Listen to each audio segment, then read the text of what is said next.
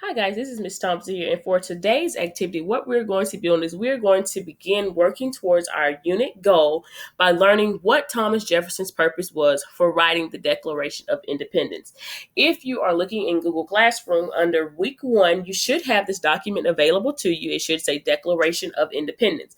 You should click on that PDF document. When you open up the document, it should look like this. So, now that you have this document open, you'll see that I've already divided into 3 sections. The section that we're going to focus on today is section 1, which should be highlighted in this yellowy looking color. So, what we are going to do today is we're going to listen to section 1 of the Declaration of Independence. Now, as we're going through section 1, what I'm going to do is I'm going to occasionally stop so that we can kind of have some discussion. I can kind of give you guys some insight onto what is actually happening and what Thomas Jefferson is actually saying in section 1 of this document. And afterwards, you guys are going to have an activity to support this. So, at this point, you all should be looking at the Declaration of Independence document, the PDF document. Like I said, it should look like this. It's about 4 pages long. And we'll be working with this document for the rest of the week. So don't get carried away thinking that you guys are going to have to do all this in one day. We will be doing this for the rest of the week.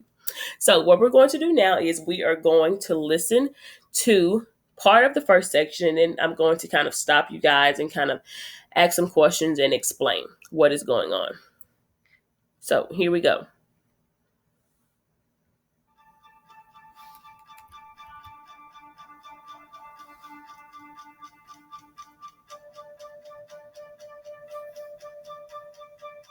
In Congress, July 4th, 1776, the unanimous declaration of the 13 United States of America.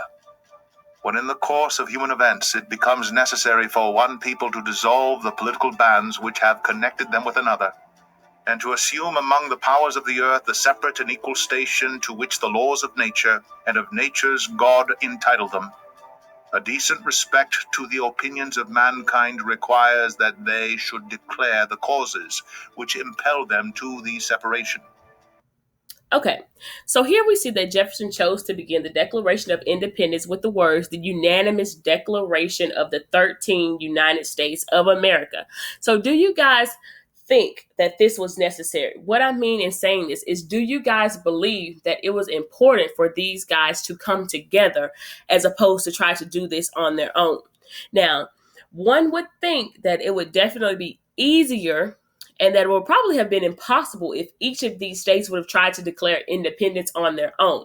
So we've all heard the old wives tell that there are strength in numbers. So that appears to be the case here. So it was important for them to be unanimous. We hold these truths to be self-evident, that all men are created equal, that they are endowed by their Creator with certain unalienable rights, that among these are life, liberty, and the pursuit of happiness. So Jefferson is saying here that all men are created equal. He explicitly says that the rights of everyone are that life, liberty, and the pursuit of happiness. Now, I want you guys to kind of think for a moment. Think back over American history. Can you think of any instances where this has not been the case, or this has just not been true? Now, if I'm thinking and I'm reflecting back, I can go back and think of several instances where some minority groups were not allowed these 3 rights that Jefferson outlines in the Declaration of Independence. And now most of us, our mind immediately goes to slavery and the enslavement of African American people, right? However, we aren't the only groups, because I'm an African American myself. We aren't the only groups that have experienced injustice. So if you go back and you think, you have the Native Americans, you have Jews, you have people of different religious groups, and all of these people who have been discriminated against. So when Jefferson is saying that we are all entitled to these things, our mind kind of wonders, okay, well, why isn't this the case? Why isn't this happening? that to secure these rights, governments are instituted among men deriving their just powers from the consent of the governed, that whenever any form of government becomes destructive of these ends, it is the right of the people to alter or to abolish it, and to institute new government, laying its foundation on such principles and organizing its powers in such forms as to them shall seem most likely to affect their safety and happiness. Prudence indeed will dictate that governments long established should not be changed for light and transient causes. And accordingly, all experience hath shown that mankind are more disposed to suffer while evils are sufferable than to right themselves by abolishing the forms to which they are accustomed. But when a long train of abuses and usurpations pursuing invariably the same object evinces a design to reduce them under absolute despotism, it is their right, it is their duty to throw off such government and to provide new guards for their future security. Such has been the patient sufferance of these colonies, and such is now the necessity which constrains them to alter their former systems of government. The history of the present King of Great Britain is a history of repeated injuries and usurpations, all having in direct object the establishment of an absolute tyranny over these states.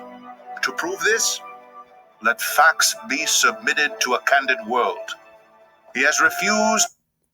So, basically what is happening right here is Jefferson is trying to explain the reason why it was important for independence to be declared formally. So we know that these people could have done this. They could have declared independence and tried to just ignore the country and attempt to gain independence without the country's knowledge. However, he stressed the importance of them coming together and making known their attempt to become independent. So he's basically saying it's necessary for them to break up with England and not just ignore the country and attempt independence without its knowledge.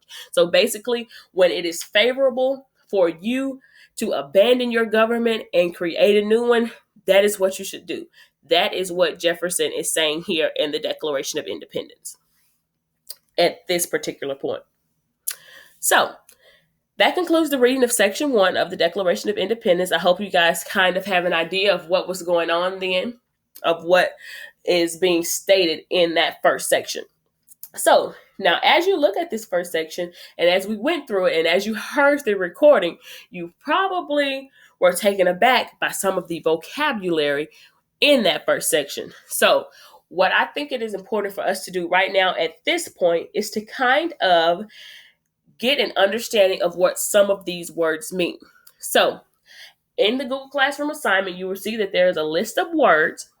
And what I want you to do is I want you to go in and find synonyms for those words. Now, I want you to record all of this on the same document. This is going to be a working document, which means we're going to add to it every single day. So what you're going to do is you're going to highlight the vocabulary that is outlined on that list that I've given you. You're going to highlight that vocabulary and you're going to find a synonym for that word and you're going to put it on the document. Now you can write it out using the pen tool or you can use a text box or however you feel necessary. But make sure that you include that synonym. Now, once you've done that, I want you to go in and actually reread the first section using those synonyms. So it kind of makes more sense to you in your mind using words that you know. So that's your first task with this assignment. The second task that I'm going to ask you to do is for you to go in and highlight 2 quotes from the first section that reveals the main point in writing the text. So you're going to go in that first section and you're going to find 2 main points that support Jefferson's overall reason for writing this text. You can just highlight those in a color other than that yellow that's already on your document.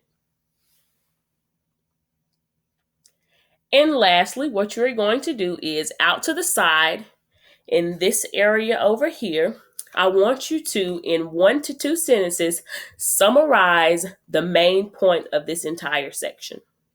Summarize the main point of this entire section. So you have 3 tasks with this assignment.